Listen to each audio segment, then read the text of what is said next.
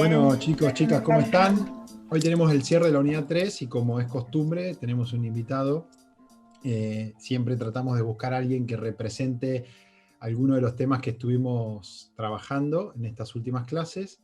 Y nada, que ustedes puedan también nutrirse de la experiencia real, sacar algunas conclusiones, discutir, cuestionar, como siempre decimos, y hacerle preguntas interesantes a Pablo, que bueno, tiene una experiencia súper, súper interesante. Bueno, Pablo además es amigo mío, se van a dar cuenta cuando hablemos en la charla, pero de verdad lo considero un profesional de alto nivel, ha trabajado en proyectos muy, muy, muy importantes y ahora vamos a recorrer un poco su historia. Eh, Pablo, bueno, gracias primero por estar acá en la clase hoy con nosotros. Si podés habilitarte el mic vos solo, sí. Ahí está, ahí lo habilité. Ah, sí. Buenísimo, buenísimo. Bueno, estás en tu casa, obviamente. Buenas noches, en mi casa, estoy en el sector donde menos griterío hay, porque tengo dos niños chiquitos. Sí, ya Lo es digo parte de, ya es para parte que el de resto, para que el resto sepa que esto es casero casero. Ahí se te puso el mute del micrófono. ahí está, ahí Ah, estoy de ahí está. vuelta.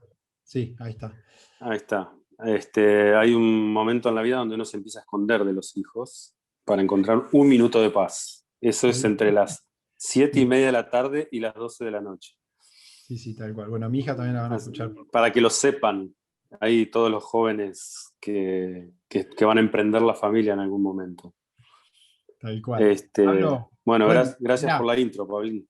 buenísimo. Los chicos ya miraron tu historia en LinkedIn, así que no es que voy a recorrer tu historia, sino que vamos a ir charlando y vos un poco contando hacia el pasado tu historia. También vamos a hablar un poquito para adelante de cómo estás viendo esto, me gusta escuchar tu opinión sobre eso. Pero quiero arrancar con algo que me contaron que en una etapa de tu vida te dedicaste a los malabares. Contame un poco de eso y por qué, de dónde vino. Muy buena esa. Sí, sí, en realidad tiene que ver con cuando uno está con muchas cosas. Yo en ese momento estaba en un momento, en el segundo cuadrante de Kiyosaki, era autoempleado, empleado y a la vez emprendedor, y estaba como muy mal. Todo era en Buenos Aires, vivía en Tigre, era 1 hora de viaje todos los días, ida y vuelta, además con la cabeza puesta en 10.000 cosas y con las presiones y nada, y todo lo que implica emprender en ese momento en donde teníamos un montón de problemas de importación de materiales y demás. Yo estaba en un proyecto que después fracasó, así que está bueno resaltarlo, y la estaba pasando mal, y siempre pasaba con el auto por una avenida donde decía el Circo de las Artes. Y che, mirá el Circo de las Artes, ¿qué será? ¿Qué será? ¿Viste? La curiosidad todos los días, todos los días. Y un día viene mi pareja de ese momento, hoy mi esposa, y me dice, che, me entré y averigüé, porque me tenés cansado con el Circo de las Artes. Hacen acrobacia y malabar, así que, y te anoté, arrancás mañana, tal. Uy, bueno, pero la primera te voy a acompañar, dice, para que no, obviamente, se sintió re mal porque no hay nada más frustrante y, y, y difícil que el malabarismo, y además la sensación de fracaso personal que hay en intentar malabarear con la soltura que te quieren enseñar ellos, obviamente. Nada, era una compañía francesa que había venido a Argentina, estaban en Tigre y no sabés, re divertido. Y era 1 hora, 2 horas, 3 veces por semana, donde era la más absoluta felicidad. Era la dispersión, la motricidad fina, la conexión con el cuerpo, el minuto de silencio, de paz, de desconexión. O sea, había pocas cosas que me desconectaban como eso, correr y hacer malabarismo. No podías Y pensar en otra cosa. después, no, y rompí con un prejuicio que yo tenía de mí mismo, porque yo de chico había sido siempre atleta y en competición no me dejaban jugar al fútbol para que no me lesionara, porque corría todos los fines de semana. Entonces siempre tenía la sensación, o por lo menos el pensamiento, eh, de que yo no era hábil con el cuerpo, con las extremidades, y mentira, porque ahí en Malabar agarré viaje enseguida. Eso me hizo después mejor maquetador, mejor empecé a dibujar mejor, empecé a bajar mejor mis ideas y en realidad lo que yo había hecho era afinar la motricidad fina, que es esa conexión de la mano con el cerebro de manera lúdica. Y además, otra cosa que te aporta muchísimo, que es esto que hemos tenido muchas charlas y hemos hecho muchos intentos, es de disociar la cabeza, ¿no? Es de poder dividir la cabeza, o ensayar un poco el pensamiento lateral y todas esas cosas que son tan difíciles, y que uno tiene que sobreponerse a la frustración y el abandono. Y fui muy feliz en Tigre, muchos años hice. Muy bueno. Bueno, Acá si lo querés, quise retomar. hagamos un clic ahí. Claro, tenés pendiente acá, debe haber en ¿A Santa dónde? Rosa. Ahí. Sí, Sí, sí, hay un en amigo, un Toay. chico, pero creo que se fueron ahí, pero hay que buscar, hay que buscar. Sí, se Si fueron, uno sí, sabe, sí, le sí, pasa yo. el dato. A Eh, full. Pablo, hagamos ahí doble clic, que estás en Tigre, y después si querés nos podemos ir más para atrás y después no para adelante.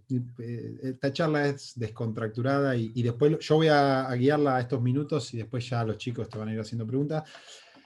Ahí tuviste una experiencia profesional interesante, porque trabajaste ahí en algunos proyectos públicos. ¿Cómo llegaste ahí? ¿Qué podés En contar? realidad yo ahí en lo de cómo empecé en Tigre es una casualidad de oportunidad, porque yo me fui a vivir ahí por el río, por la naturaleza. Hacía 11 años que vivía Palermo, Belgrano, Villa Crespo y estaba un poco cansado de la capital, ya tenía otra edad, ya no era el estudiante que le encanta la cuestión capitalina y demás, por el tema de que ya poca noche y ya más trabajo y más responsabilidad.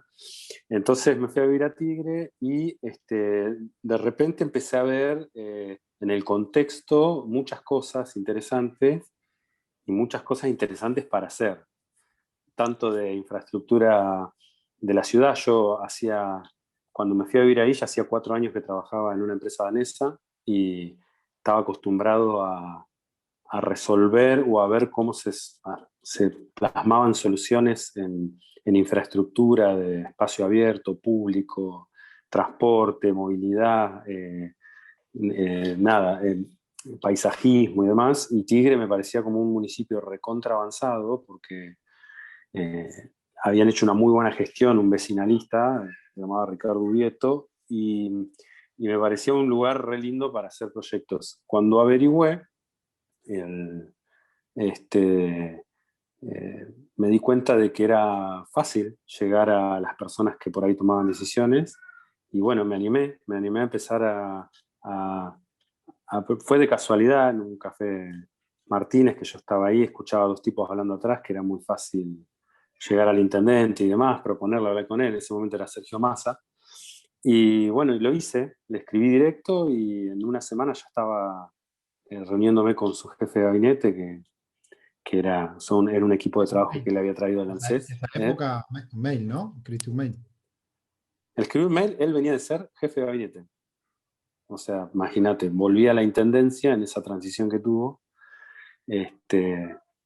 Y nada, y justamente escuché a estas personas que decían que los contestaba él, que se quedaba hasta las 3 de la mañana, personalmente. Y a mí me parecía raro, pero bueno, yo me arriesgué porque también otra de las cosas que había escuchado era que estaba publicado en las redes, en el correo electrónico, que era fácil ubicarlo, y que le sorprendía la manera en que llegaba en forma directa al vecino. Entonces yo lo vi como una oportunidad tremenda, porque digo, bueno, sabía que el primer instinto era la derivación, pero después por otro conocimiento sabía que si el intendente te deriva al jefe del área, es como que la bola, te dan mucha bola. Y bueno, y eso pasó. ¿Qué le Y escribiste? ¿Te después, acordás algún detalle de ese correo? Y si sí, esperabas que te conteste, vos dijiste, bueno, yo lo tiro. yo lo tiro, no me va a contestar, tardó 8 minutos en contestarme, porque a propósito miré la hora y todo, no lo podía creer. Después, en otro problema que tuvimos en el barrio, que fue que una empresa constructora quería tirar un roble centenario, que era el que regulaba el ecosistema de toda la cuadra y todo, y también lo llamamos y reaccionó al toque, clausuró la obra. Estuvo 2 años parada la obra del edificio, tuvieron que cambiar todo el proyecto, todo por un llamado nuestro. sea, muy, muy ágil, una toma de decisiones muy rápida con un vecino encima. Y me acuerdo que le dije, hola Sergio, mi nombre es Pablo Lucero, yo trabajo de esto, he participado de algunas soluciones de infraestructura, me gustaría proponerlas acá en Tigre, me parece un espacio ideal. Ejemplo tal cual. Y bueno, nada, ahora estoy viviendo acá y digamos, salgo a correr, miro, no sé qué, me acuerdo, fue un parrafito. Y me puso, Pablo, me parece muy interesante, comunicate ya mismo con Alberto, que es mi jefe de gabinete, a quien pongo en copia. Reúnanse cuanto antes. Y a la semana ya estábamos con de todo, pero parada de colectivos, con soluciones de educación, de autogestión, de tránsito. El primer proyecto que salió fue en la Dirección General de Tránsito. Y fue muy interesante porque inauguraban la unidad central ahí en la 197 y a partir de la llegada nuestra se extendió el proyecto todo y pasó a otorgar de una semana la licencia a 1 hora 28 total.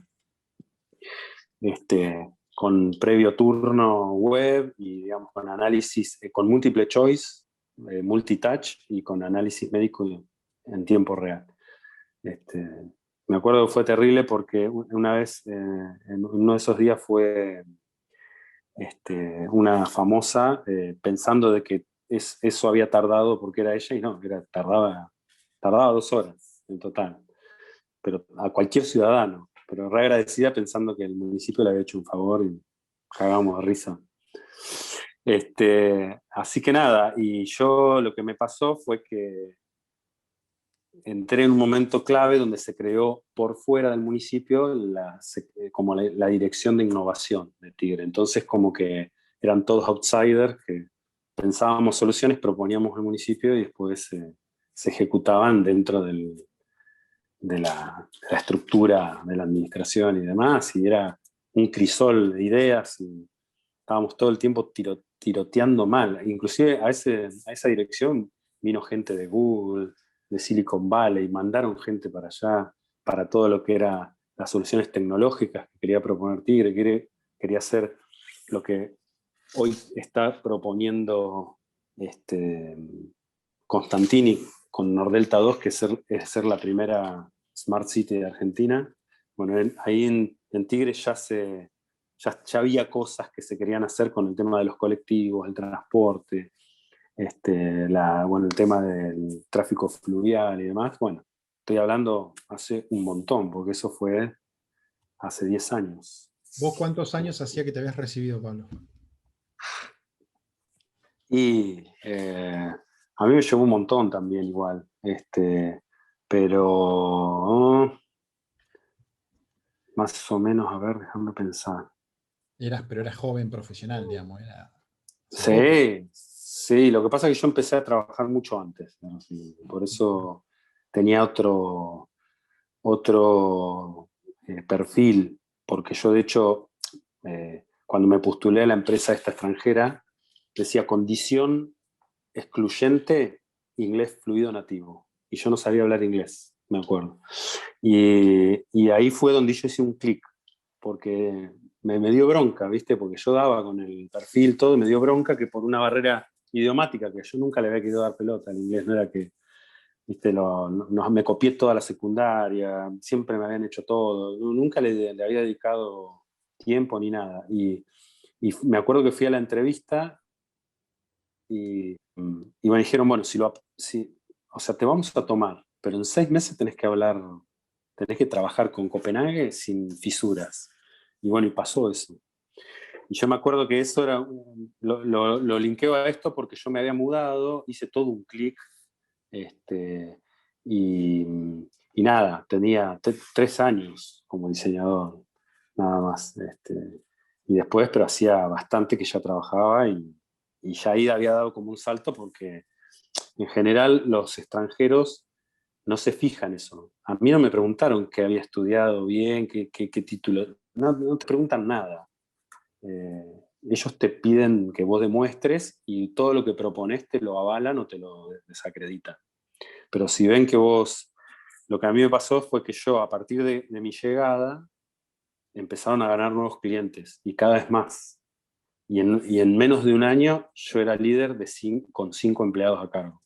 Muy vertiginoso, bastante rápido. Y aparte teníamos clientes Con un inglés exclusivos, digamos. intermedio básico. Y en 6 meses había tenido que aprender el idioma. Yo me acuerdo patente, porque más o menos cerca de la fecha me pusieron un headset, así, y me dijeron, en español fue lo último que me dijeron: Pablo, tenés que hablar con Per. Per se llamaba. Adelante. Hi Pablo, how you doing? Empezó, ay, me agarró, empecé a transpirar, ¿viste? Porque una cosa es estudiar, aprender, y otra cosa es, bueno, vas a hablar con la persona que tenés que poner de acuerdo, está en Dinamarca, 4 horas más, te va a hablar de proyectos, y además el inglés que está asociado al diseño es muy técnico y tiene muchas palabras raras, digamos.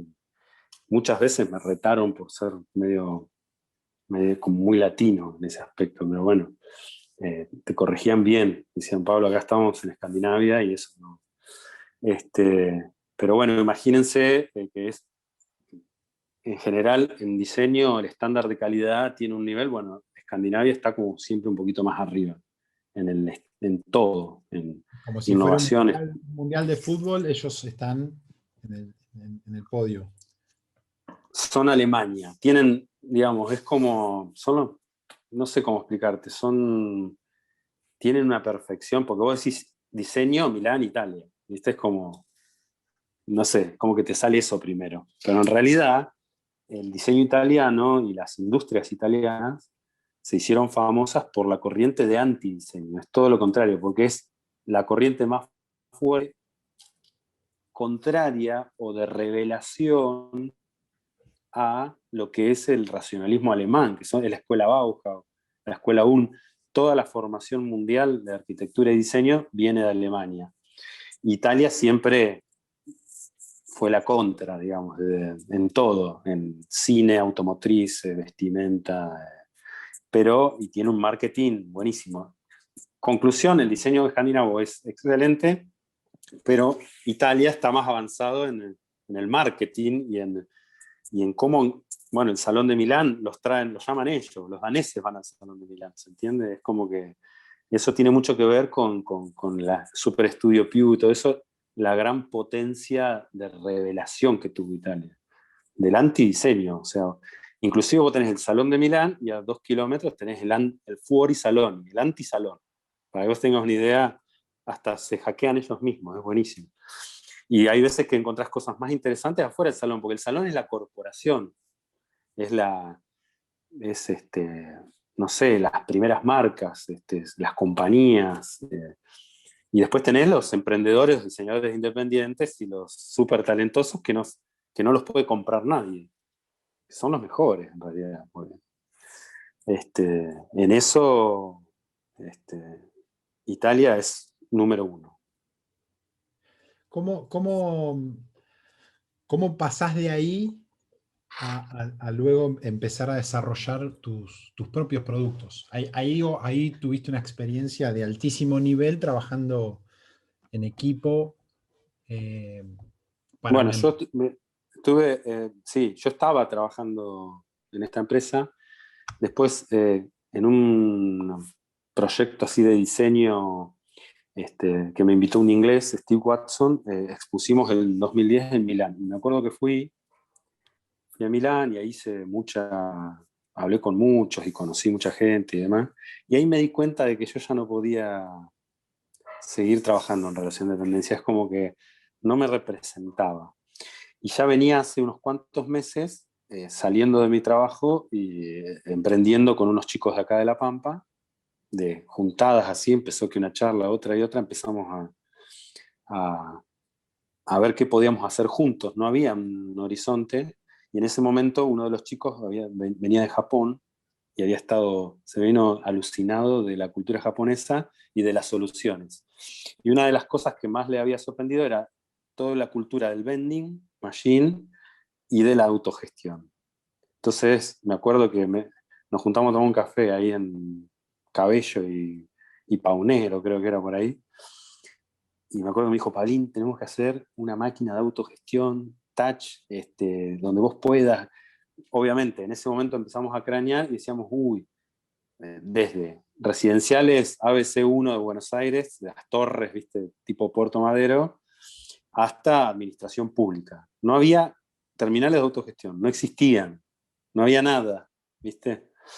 Y nos daba miedo porque obviamente no era un producto que se conociera, ¿viste?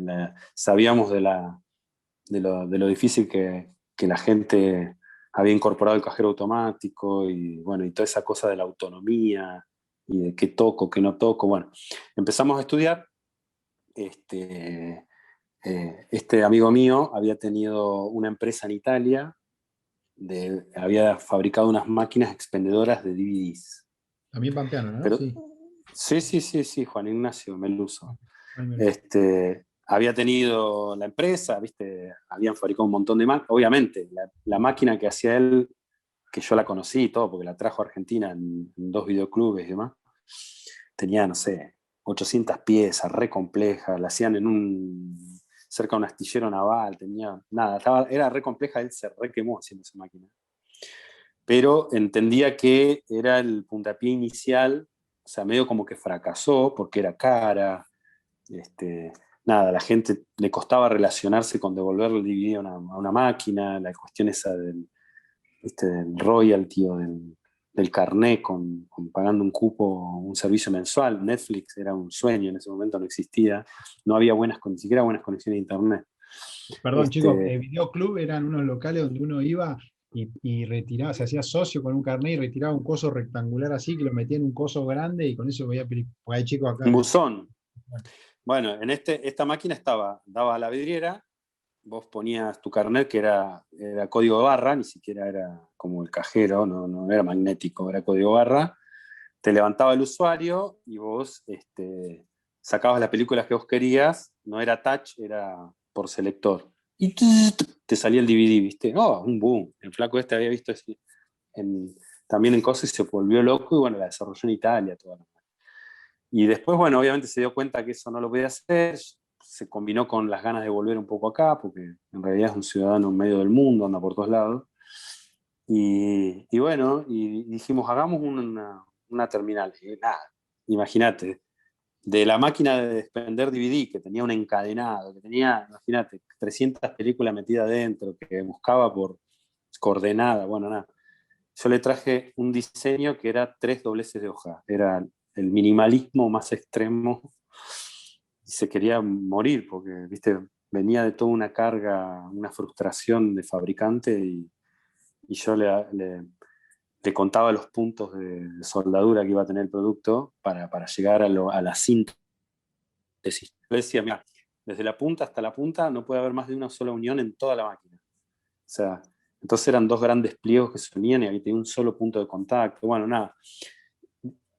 Mi teoría era que con una máquina de super diseño íbamos a lograr esa digamos, familiaridad y esa cosa de ganas de tocarla. Y el sueño de él era hacer una super máquina de servicios en donde era como un celular gigante que te daba toda la solución de las cosas, entonces ibas a querer tocarlo. El diseño no importaba tanto, ¿viste? Tuvimos siempre esa discusión del buen producto, la calidad, la percepción y el buen diseño, el bel design alemán o funciona, la ingeniería total, ¿viste? Yo toco acá y me resuelve. O Y esa en vez discusión de, ¿eh? como una dicotomía en vez de poder. Dicotomía porque costaba más caro hacerla como yo quería. Y él era una persona administradora, que venía de los números, administración de empresa, negociación, impositivo, flujo, business plan. O sea, cuando a mí me vino a hablar de business plan, yo no sabía lo que era. ¿Cómo no vas a saber, Pablín, calcularlo? No, a ver, bueno, mirá, los costos, ¿viste? Estuve a aprender todo, porque yo era un soñador, para mí todo se resuelve con productos y era el sueño total hacer, lo sigo sosteniendo y lo sigo sintiendo de esa manera. Lo que pasa es que después entendí que sin una buena política administrativa y financiera, económica e impositiva no vas ni a la esquina, menos en Argentina. Y después ellos, en el fondo, terminan entendiendo que sin un poco de arte y poesía, los números tampoco, porque los números después son siempre ficción, entre lo que uno proyecta y lo que pasa. Entonces terminás frustrado con lo que vos proyectás no funciona, no cuadra o no coincide con lo que vos, la expectativa, pasa mucho en las rondas de negocio o en, o en esto en los inversores cuando uno hace series y demás, que se miente muchísimo y después no se logra nada de lo que... Porque un poco es eso, la ficción tiene un rol muy importante acá, en el diseño, en el marketing y en el negocio en sí. Y después está el número crudo, que todos sabemos que si no vivimos en un país de 500 millones de habitantes con una economía fortísima, es muy jodido pegársela con algo, digamos, por más global que sea hoy el tema. Acá, para que voy a mostrar un poquito. Qué paradoja que después, digo, después ganaste la mención del sello del buen diseño con ese producto. O sea, contás el origen de este producto y después fue justamente galardonado con el premio al Sí, diseño. sí, sí, el diseño y el rediseño, los dos estuvieron galardonados, porque en los dos hubo una estrategia comercial y económica distinta. Este, ese que vos ves ahí es la conclusión de todo de todo el conocimiento y la experiencia que me dio el primer producto. Y este estaba adaptado a nuevas reglas de mercado, de costos, de valor y de competencia. Para cuando yo hice ya había 10 empresas de determinada autogestión.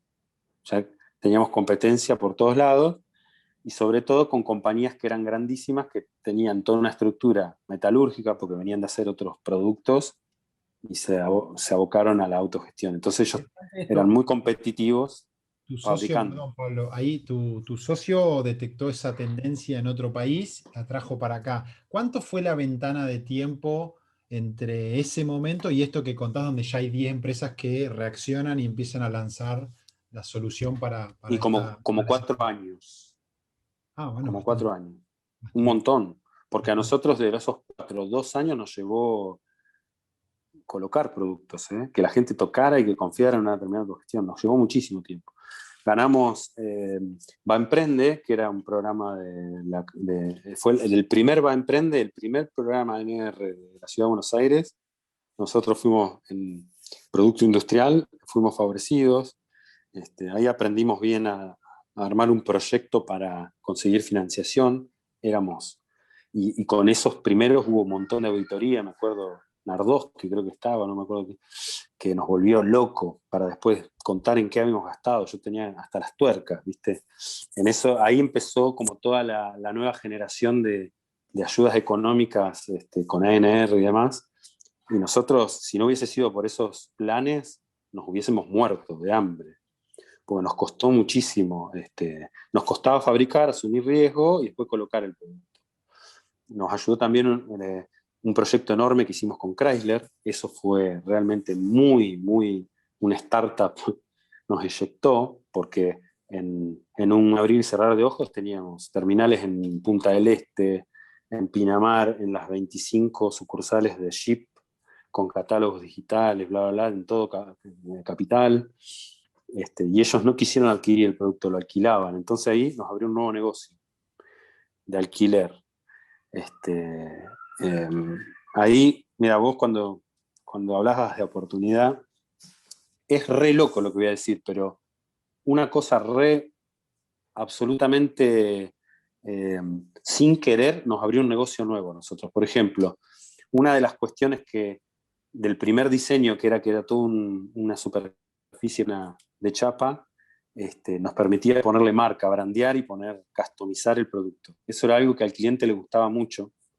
Después nos trajo muchos beneficios en la industria farmacológica y en farmacias, con los turneros y demás.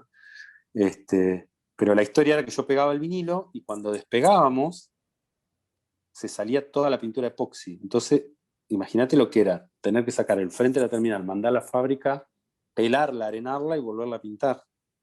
Porque el vinilo, cuando vos lo pegás, como que se solidifica y se termina pegando de una manera que termina. Y estaba en una fábrica de imanes, viendo un dispositivo para otro producto que yo estaba haciendo, y cuando vi un rollo de imán completamente, una bobina de rollo, se me prendió la lamparita. Y me acuerdo que ese día dejé de averiguar lo que estaba averiguando para ese producto y me compré un rollo de imán, corté la plantilla casi sin respirar, lo hice.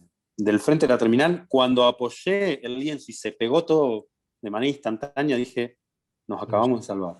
Y me abrió todo el negocio del alquiler de terminales, ferias de eventos, podíamos pegar un vinilo, sacar, poner, súper dinámico. Bueno, O sea, a me partir de un acuerdo de error las... o de algo malo, llegó esa solución.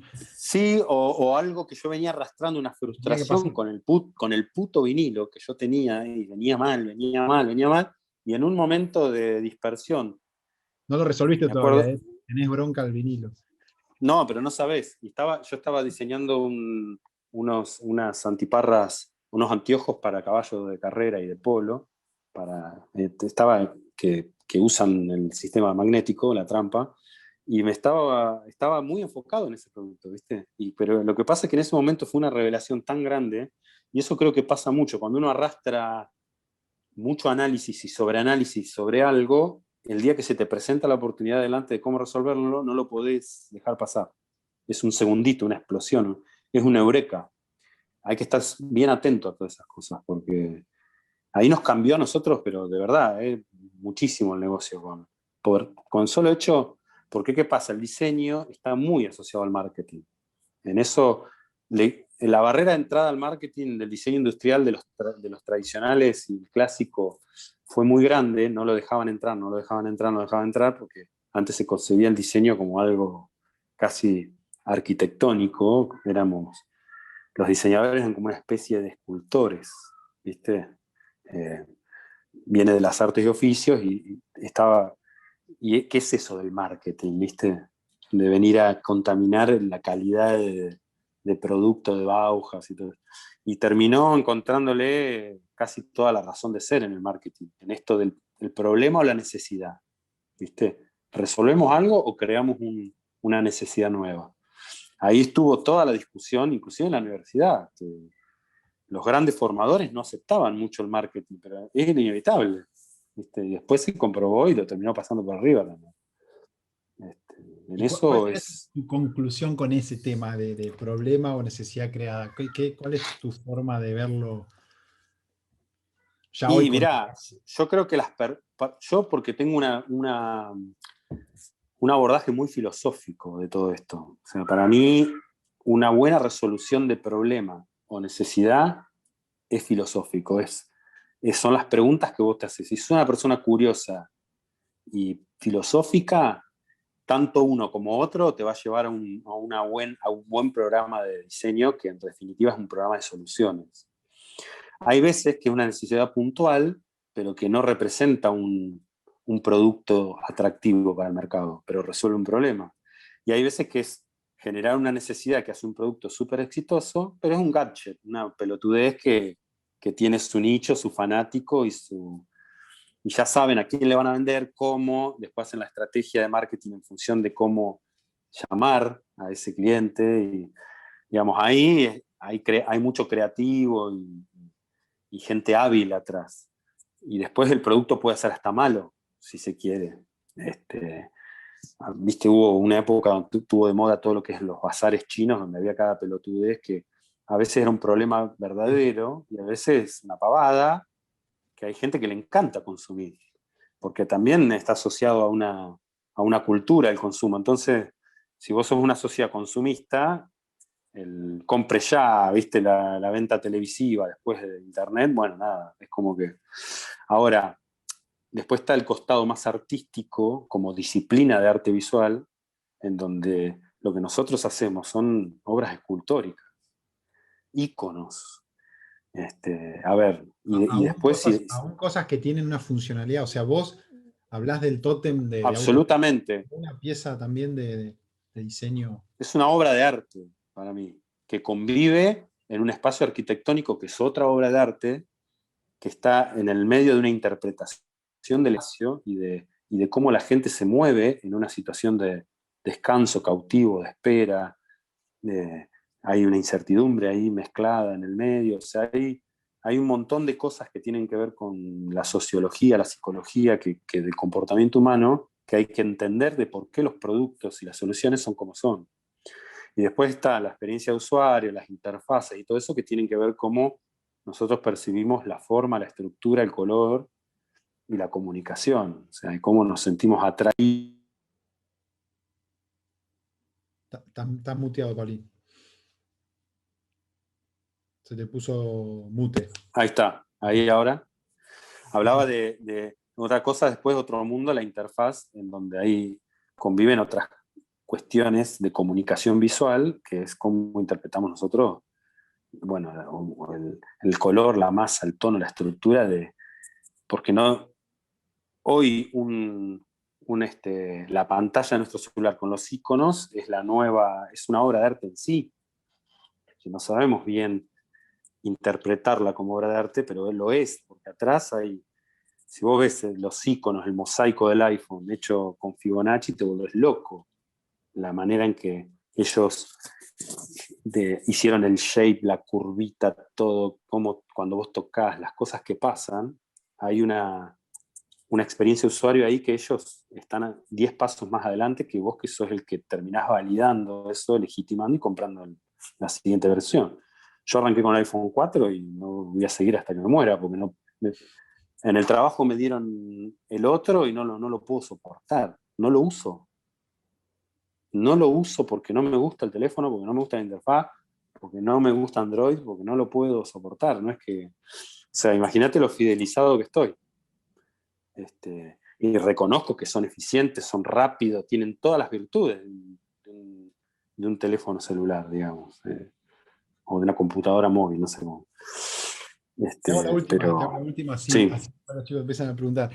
Mencionaste recién al pasar que en paralelo a esta empresa donde estabas metido, a full tu empresa, estabas trabajando en un proyecto para el sector de los caballos de carrera.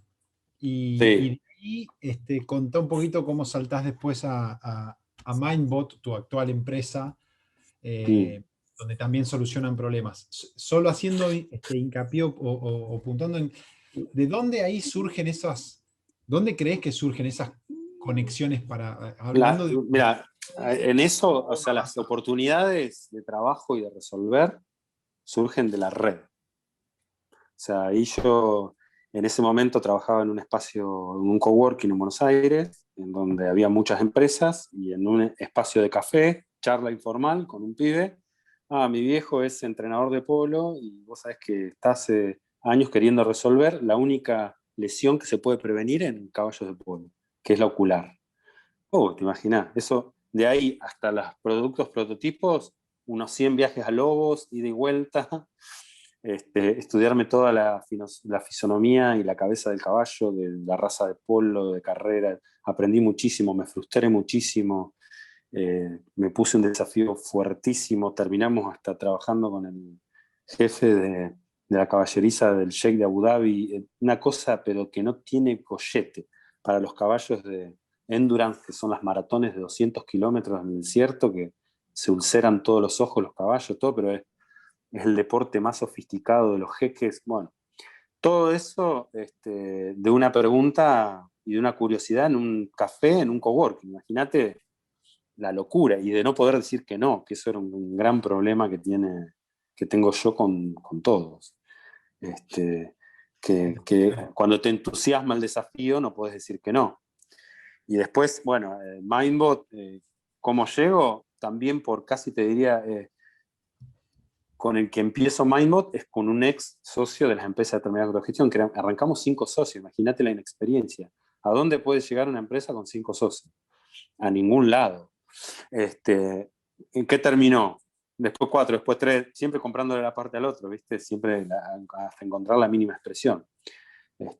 Bueno, y el último en salirme antes de que la empresa sea de uno solo, que es ahora, fui yo el año pasado, así durante la primera etapa de la pandemia, que ya dejé de ir a Buenos Aires con mi segundo hijo y ya después de 2 años de no ir y de trabajar medio así, decidí que era momento de soltar esa y concentrarme más en la otra. Pero con uno de los ex socios empezamos a tontear, a pavear con la Internet de las cosas. Che, ¿qué es eso? ¿Qué es la Internet de las cosas? ¿Qué es medir? ¿Qué es una métrica? ¿Qué es un dashboard? ¿Qué es censar algo para tomar un dato y después interpretarlo? Bueno, empezamos a, che, me haces esto che, ¿viste la impresión 3D? ¿Sabes algo? No, a ver, comprame una impresora. Bueno, a ver, pum, pum, pum. Obviamente, él me dice, Gabriel, me compré una impresora 3D, no puedo hacer nada. Y como sos vos, sé que en un mes vas a lograr más que yo en un año. Y dicho y hecho, encontré la manera de hacer el mejor producto, la mejor colada de plástico de PLA con determinada forma. Entonces, claro, empezamos a hacer productos finales de escala doméstica. Entonces eso nos empezó a abrir, nos empezamos a sentir que, digamos, en un tamaño muy de emprendimiento muy chico, podíamos trabajar para grandes empresas. Y bueno, dicho y hecho, empezamos a captar necesidades que una, mira, está muy relacionada con este momento, que es que hace como 3 o 4 años fuimos en un programa de Buenos Aires de cómo hacer un buen pitch para convencer a inversores extranjeros en 7 minutos. Desarrollamos un buen discurso y una buena presentación para hacer un dispositivo para gestionar la refrigeración de las vacunas. ¿No? Decíamos, bueno, las vacunas, che, ¿cómo las almacenan? ¿Cómo las enfrían? ¿Cómo las transportan? Empezamos a indagar en ese producto y en esas soluciones dimos cuenta que había muy poco y lo que había era todo importado, que no había un seguimiento después de servicios a los clientes y demás. Entonces fuimos acá a hablar al Hospital Lucio Molas, a la directora de epidemiología en ese momento, que era la misma que ahora, para hacer un proyecto de trazabilidad y de conservación de vacunas. Hace 3 o 4 años, imagínate el llamado que recibí hace 3 meses. No, y aparte me llamaron diciendo, Pablo, hay un dispositivo en la cámara principal del Molas, me acaba de decir esa persona con la que nos habíamos reunido hace 3 años y le habíamos dejado el dispositivo funcionando, en una política preventiva. Nosotros lo que buscábamos es generar el discurso preventivo en la administración pública, no llegar tarde siempre a tirar una partida de vacunas, al vencimiento, a que se corte la cadena de frío y haya que tirar tandas enteras, porque en realidad los gobiernos provinciales mucho no se preocupan por las vacunas porque se las da toda nación gratis. Lo máximo que pasa es que las tiran. Y hay un montón de medicamentos que les pasa eso. Cortan, o sea, terminan yendo a una posta sanitaria en la zona 4, se corta la luz y a la mierda toda la partida. Entonces me interesaba empezar a trabajar con tiempo, tranquilo, prototípicamente y demás, en soluciones así, metiéndonos un poquito en la cocina de las empresas y de los lugares, siendo como parte de la necesidad del problema y la solución, y después venderlos, ser como el primer proveedor de proyecto habiendo estado un año trabajando en la solución internamente. Que eso es mucho algo que no se hace. Generalmente todo el mundo piensa un producto y después trata de venderlo.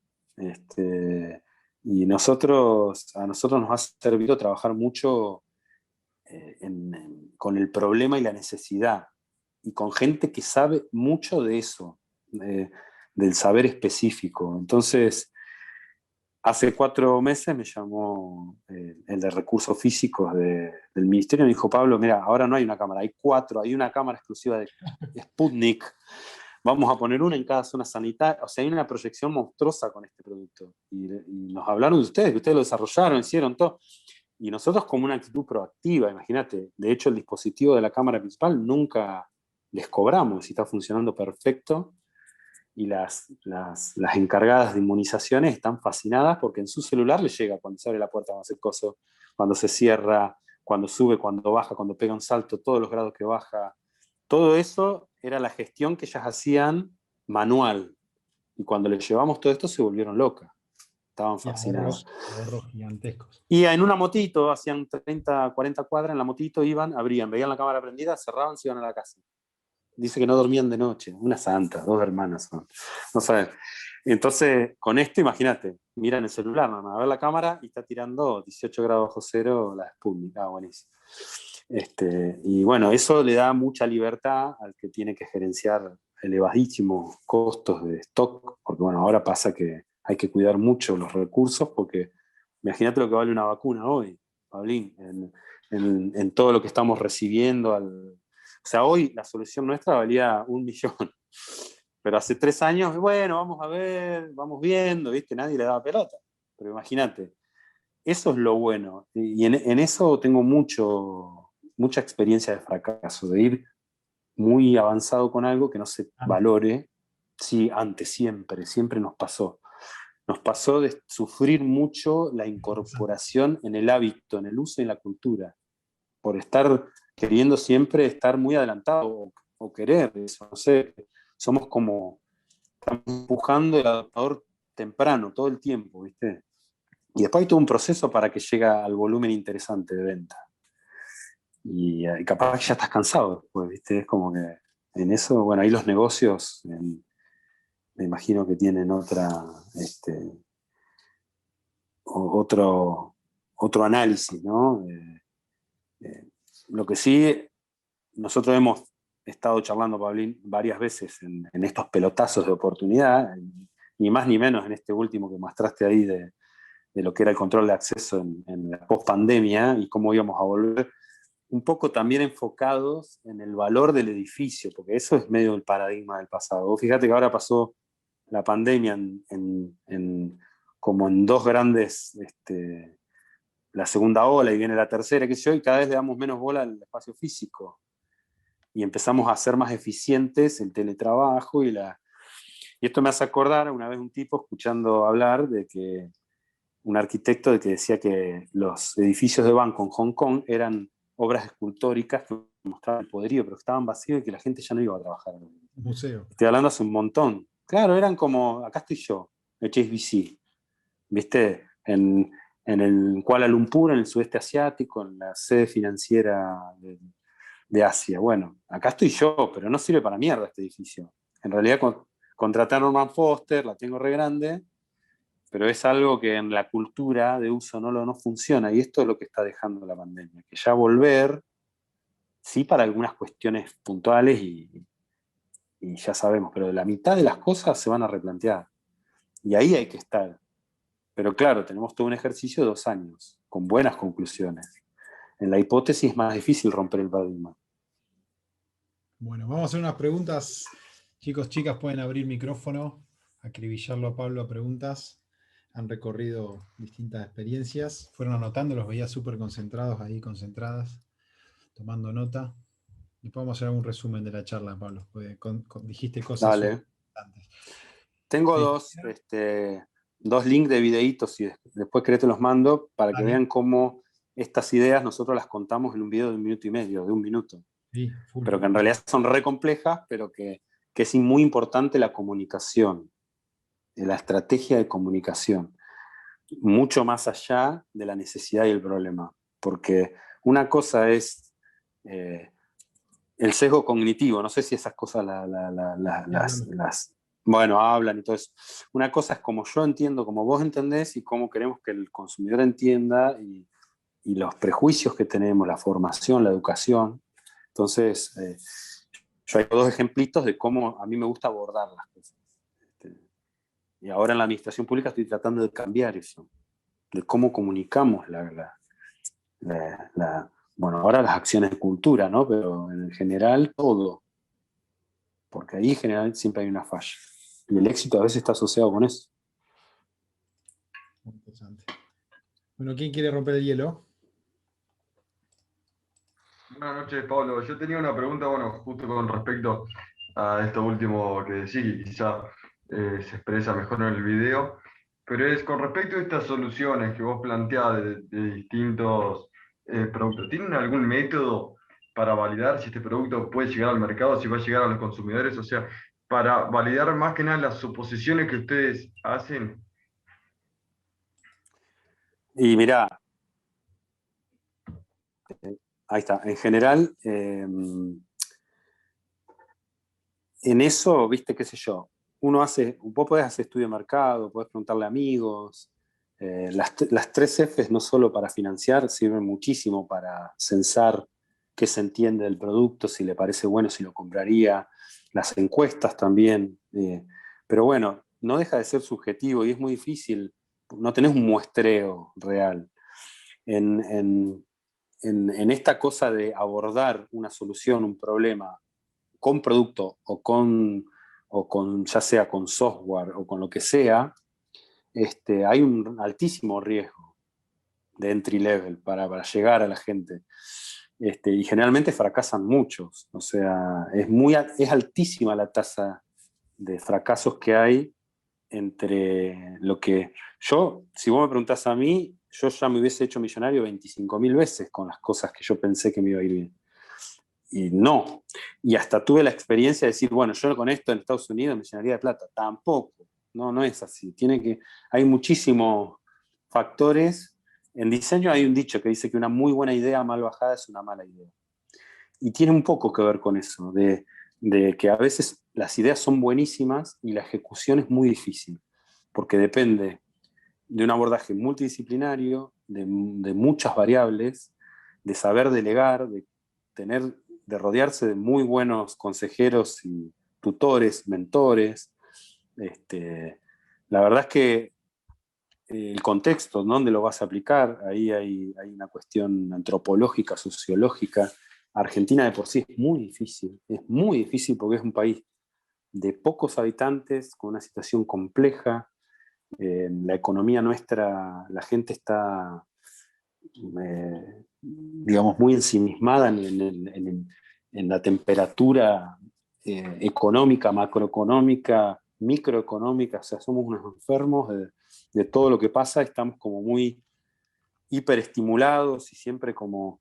Pero bueno, ya es difícil en sí. Y en el exterior, bueno, también. Para mí no debe haber nada más difícil que hacer un producto para un extranjero. Es dificilísimo. Y después también liberarse de todos los prejuicios y las prefiguraciones que nosotros tenemos de todo. De la calidad, del valor, del costo, del valor agregado y de la cadena de valor. O sea, tenemos como tenemos problemas con eso, nos cuesta ser globales, pero es comprensible porque estamos como muy influenciados. Sí hay un montón de técnicas, de métodos, Pablo seguramente les está enseñando un montón porque es una persona muy hábil para eso, para minimizar el riesgo, para tener un buen margen o cubrir una gran cantidad de posibilidades, pero nunca está garantizado eso. Y él tiene un montón de clientes a los que ha asesorado que son extremadamente exitosos o han fracasado. Y tal vez la oportunidad era igual de valiosa o estaban todas las condiciones dadas. Yo creo que Galperín en eso tiene una frase que me parece muy interesante, que es, en Argentina puedes hacer todo bien y te puede ir mal. Y eso yo se la rescato. Y otra que le rescato a él también de un podcast es Mercado Pago, lo teníamos proyectado para el mes 24 del business plan. Y lo hicimos a los 25 años. Eso es Argentina. O sea, tardó 20 y pico de años en hacer el punto 3 del business plan allá por... Y después por otro lado, recibía el premio al emprendedor del año y por otro lado, en el baño llorando porque se estaba estrellando con Mercado Libre. Y hoy es la empresa más valiosa de Argentina. O sea, eso es Argentina y las empresas. ¿Preguntas para las chicas? Hola Pablo, yo tengo una pregunta y tiene que ver con un poquito la intro que nos hiciste y con el tema de la inspiración. ¿Dónde buscas inspiración? Si bien hay que estar atento todo el tiempo y podemos tener proyectos a la par y demás, pero ¿en qué te inspiras? ¿Qué es lo que vos notás que por ahí te trae buenas ideas? La naturaleza. 100%. Mira, nosotros somos seres creativos, pero no tenemos la capacidad de inventar, no somos creadores natos, somos interpretadores de la naturaleza. Y después tenemos como cultura, o como culturas, el ser humano en sí, tenemos patrones de comportamiento con un montón de factores y de acervos que nos condicionan o nos proyectan. Bueno, los animales también, y las plantas también. O sea, y la naturaleza es recontra sabia, y saber entender y ser un observador es fundamental. Estoy hablando primero, para nosotros despojarnos de todo el bagaje cultural. Es muy difícil pensar en blanco o movernos instintivamente sin influenciar nuestro comportamiento. Pero los animales son puro instinto y pura espontaneidad. Yo en eso encuentro muchísimas respuestas. A nivel formal, a nivel de estructura, a nivel de sistema, a nivel de comportamiento. La naturaleza es espectacular. Y después encuentro inspiración en grandes interpretadores de la naturaleza, porque ahí termino validando que lo que yo hago está bien orientado, porque termino viendo cómo un buen interpretador termina llegando al éxito con algo. Y además porque todo lo que yo manipulo, ya sean materiales, mecanismos, lo que sea, todos los elementos, las materias primas que yo utilizo en mis ingredientes provienen de la naturaleza. Entonces yo tengo que entender un montón de cosas que tienen que ver desde el diagrama de hierro-carbono hasta la estructura química de un plástico para entender su naturaleza.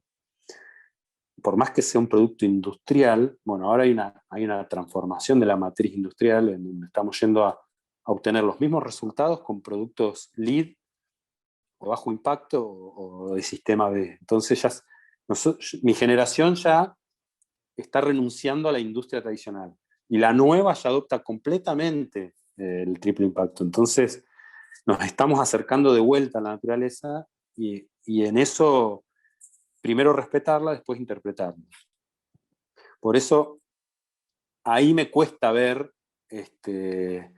la cuestión bien de negocio, porque ahí ya es el ser humano en un medio, ¿no? En una manera de habitar un medio y de cómo genera problemas. Y después lo que a mí lo estoy profundizando mucho ahora como director del Museo Provincial de Artes y entender la cuestión curatorial y todo eso que hay atrás de una muestra de arte y a los artistas que tienen como más despojado el tema mercantil y comercial. Yo estoy aprendiendo a sacarme el mercado de al lado y a entender más en profundidad la expresión. Y ahí entro muchas más conexiones con el ser humano, el ser natural en un medio. Y está buenísimo eso, porque si no entendemos eso, no podemos solucionar nada y no podemos crear nada. Y si querés, hay 1000 ejemplos en el cual te puedo mostrar la influencia de la naturaleza, incluida en la forma. Y son tipos que las bases vienen de Newton, no vienen no es de ahora porque hay tecnología para entender. Eran tipos que tenían que prender una vela para poder leer y tenían que esconderse para acceder a la base de conocimiento. O sea, el saber estaba en manos de unos pocos, que eran la iglesia y algún sector privilegiado, punto. Después, para saber, eras un hereje si accedías a la información. Entonces hoy tenemos todo, tenemos el acceso, la accesibilidad, la autonomía, yo acá en mi casa, en Toay, con el viento sur y los cardos rusos acá a 100 metros, fabrico productos de principio a fin. Y a mí me llega el filamento, imprimo, ensamblo las partes, le meto electrónica y sale para solucionar un problema. Si yo tengo esa libertad, que en el año 80 me implicaba viajar a China, fresar una matriz, inyectar, corregir errores, volver, asumir un riesgo de 500.000 piezas, hoy la tengo al alcance de mi mano, bueno, lo único, con más razón, tengo que comprometerme más para entender el porqué, la parte filosófica, la tensión de preguntar, mezclado con la curiosidad y la pulsión. En el psicoanálisis la pulsión de por qué yo hago lo que hago, la motivación y eso que está ahí, que me hace que yo haga tal o cual cosa. Uy, perdón. No sé si te la respondí, pero... Sí, clarísimo, clarísimo. Muchas gracias, muchas gracias. No. Nada más.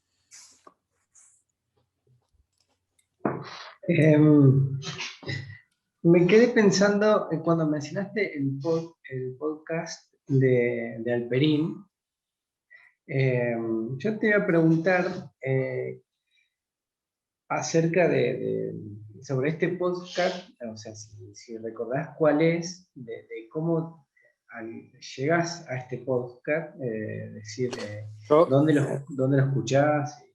bueno, mira, sí.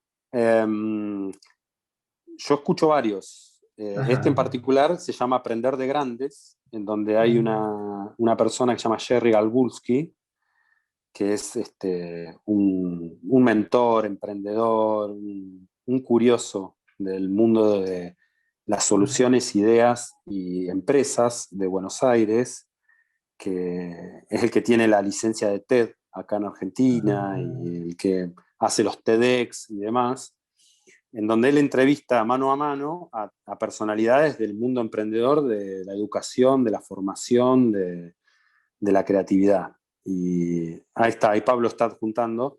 Y las Gracias. entrevistas duran 40 minutos, una hora, que es lo que yo más o menos tardo en correr 10 kilómetros cuando salgo a correr. Entonces yo en vez de escuchar música, muchas veces, a veces escucho música, porque depende de mi estado de ánimo, generalmente escucho tipos que tienen algo para decir.